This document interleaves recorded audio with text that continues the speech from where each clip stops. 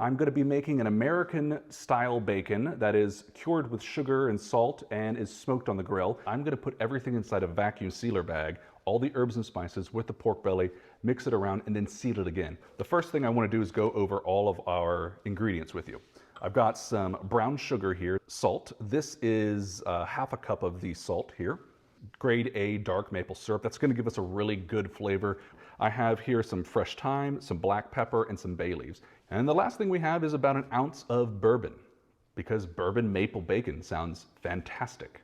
And it's an excuse for me to drink bourbon at 11 in the morning. You can fold your pork belly just like this to make it easy to get in the bag.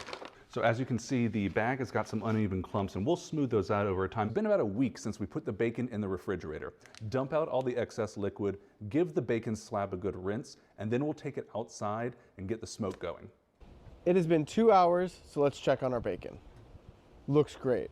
We're gonna pull this off, put it in the fridge, and slice it once it's cooled down so that fat is nice and firm for good slicing.